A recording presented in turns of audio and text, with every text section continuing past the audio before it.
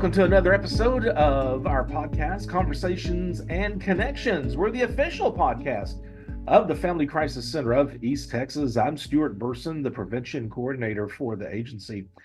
June is Pride Month, and with me via Zoom is Oscar Ruiz, who kind of heads up Lufkin Pride in the area. So, Oscar, I know we've it took some time for us to connect via Zoom, but I appreciate you taking some time to talk to me today. Yeah, for sure. Always. So, Oscar, I guess let's just kind of start.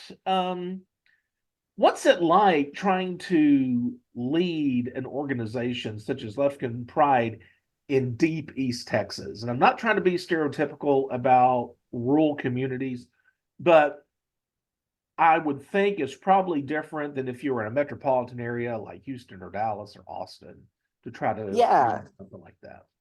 So that was one of the big challenges that I thought of when conceiving the idea for Lufkin Pride. I knew that I had grown up in Lufkin, Texas, and I knew how coming out in Lufkin, Texas was very hard, and that the representation of the LGBTQ community was not quite there.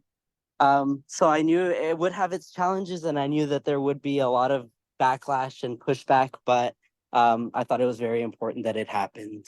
Right. Well, what are the challenges for an organization such as Lufkin Pride in a rural community? I don't know if you want to speak firsthand, if you want to give examples of what you may have faced or what you typically what similar organizations in rural communities face. Yeah, so it's basically a lot of closed-minded religious views that kind of push back on us as a community. We really try our hardest to not impede on anyone's religious beliefs or anyone's personal business. We try to stay out of the way. We try to do our own thing, but we have had people come to our events yelling at children, telling them that they were going to burn um, and things like that. And we've had a lot of people with signs and protests outside of our events. Right. So there's been a lot of challenges in that way. Um, so Lufkin Pride's origins, were you the one, or I mean, can we credit you for organizing Lufkin Pride, or where did it all begin? Yeah, definitely did begin with me.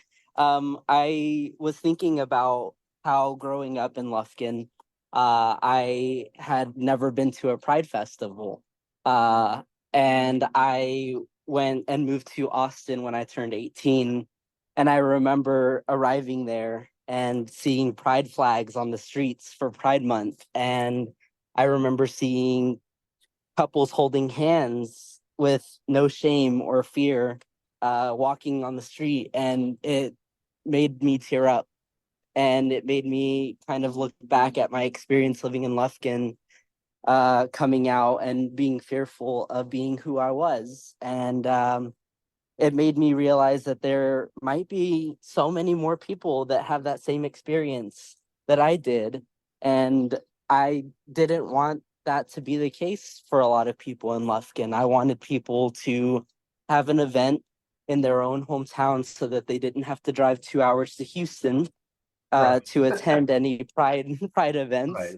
And maybe they could have their own little oasis of safety and love and acceptance, even if it was for just one day. Right. Well, and that kind of leads me to my next question is how large is the LGBTQ community in Lufkin or Deep East Texas even? Yeah. Uh, So from what I I know, was just thinking, obviously, it's a large enough community to have such an event. yeah. The Family Crisis Center, we had a table at the Lufkin Pride event last year, and Hmm. it was a very good turnout. And I'm sure a lot of that was also allies and people supporting y'all also. But how big is the community in Lufkin?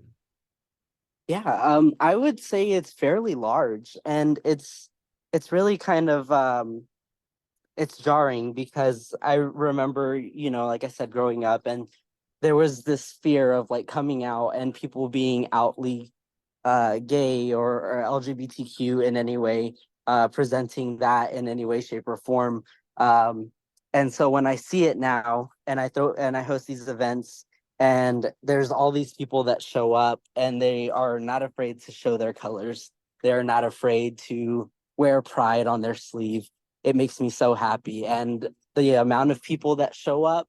Uh, those are people that are LGBTQ, but also allies as well, like you said, but there are so many more online that might not have the courage to show up for our events or might not have the resources or availability to be able to be there. But there are so many people that identify as LGBTQ in Lufkin. Right. So last year you had y'all hosted the Pride event at Kiwanis Park in Lufkin. Do you have anything Mhm. planned for Pride Month? Now I know Um, we're talking about we're in East Texas, and I don't think the Pride event last year was actually during Pride Month, right? Because yeah, maybe because of the weather, because it's so stinking hot. yeah, yeah. So that was one thing that I definitely thought about when conceiving the idea of the Pride is that I wanted to set our event away from the kind of like collection of all the other events in June and all the businesses and corporations posting about Pride and everyone having Pride. And that same month, I wanted us to have our own little time frame away from all of that so that we could What why was celebrate not that? only once a year. Yeah. Why did you feel you wanted to kind of step away from the crowd, maybe all the other Pride things and Pride stuff going on? Why did you kind of want to make the Lufkin Pride event separate onto itself? It was mostly just because Texas is very hot, as you Right. said, and the Exactly. weather can get very taxing to people. And I never Right. ever wanted to put people in a position where they had to be outside for several hours in the heat, with limited shade or resources. So, Yeah. safety first, but then at the same time as well. Um, I think us as a community, we always want to do things to stand out a little bit more than with what the rest of the crowd is doing or with what everyone is doing. And it just, nobody has pride events in the fall. And I thought it would be really nice to celebrate Pride year round rather than just for 1 month of the year. And so I thought, well, why can't we celebrate it in the fall? Why can't we celebrate it at another time if we want? But I usually leave those things up to um, the people that are planning it with me, and Uh-huh. then also to what people's preferences are in Texas because I want them to be as comfortable as they can at their event. Right. Mhm. So is it too early to speculate? Are you gonna are is there gonna be a Pride event this fall? Are There you is going to be a Pride event. I have to just comb through the details and all the little small things, but we are really excited about having a third event. And we try to make it bigger and better each time. So we gather kind of like information from the events and we see how people react to things. And we're really excited to like make more memories and happy moments for everyone in Lufkin. great? So you kind of touched on this at the beginning, and I don't want to always spotlight the the hardships and negativity, Mhm. but in planning an event, are you ever cautious about how it's going to be received, especially in small towns like Lufkin? Yeah. Yeah. So, along with all the other events in Lufkin that happen, we kind of have a little bit of a tougher job because we have to make sure that we are palatable and acceptable to people. So that way we are not ran out by a mob of angry protesters with pitchforks and, and Right. torches. So we want to make sure that we don't do anything that is very offensive or very jarring or divisive. We want to be inclusive as we can. And we also want to be as family friendly as we can. I think that Pride is not only for adults, But for children, there are some children. I knew I was LGBTQ at 12 years old, and I came out in the fifth grade. So there are children that feel that way, and they might be scared, and they might be like terrified to come out or be who they are. But if there's an event like Lufkin Pride in Lufkin, they might feel a little bit more safe knowing that there's a community of people that will love and support them too. So we definitely think about the community's reaction and what people would think or perceive if there was anything wrong or if there was anything that we were sharing that was a wrong message. So we Sure. always have to be aware of those things. Well, and that's one thing, again, like I said, our agency had a Mhm, table at the event last year, and mm, it was, everybody was represented. There were families. There were, mhm. I mean, there were so many people there, from children on up to seniors that were there. And so, and you did have, a smattering of some people that may not see things your way. And I thought you as an organizer handled that very well and professionally. So going back to your childhood, how hard is it for someone to come out in small town Texas? Was that something you said you came out when you were in the fifth grade, did you say? in in the fifth What in the grade, world yeah. was that like, and how was that received amongst your classmates and your friends? Or did your Yeah, friends already know and you just were more open about it? yeah. So it was really challenging, very hard, but it was a different time as well. And there was, not an organization like Lufkin Pride to show that it was, acceptable or okay to be LGBTQ and out and proud. Yeah, Um, so it was a different time period when it was a sure. little bit more taboo or a little bit more scary to be who you Right. were proudly. But uh, I do want to say that like in that experience, it made me a lot stronger and a lot more sympathetic to people like that. To be able to think about the children that might be LGBTQ and don't have a safe space or a safe place to come out to their families or friends. Um, I didn't come out to my friends until I was in the eighth grade. So when I said I came out in the fifth grade, it was to my family. Okay, And there okay. was a negative reaction, which made me wait to tell Yeah, anybody for a few yeah. years. So I want to kind of wrap things up with other than whatever event may happen this fall. And I want to say for Pride Month. I don't know if you want to say for Pride Month in the fall, since Pride Month is Hmm. June, but a Pride event, let's say, Hmm. in the fall.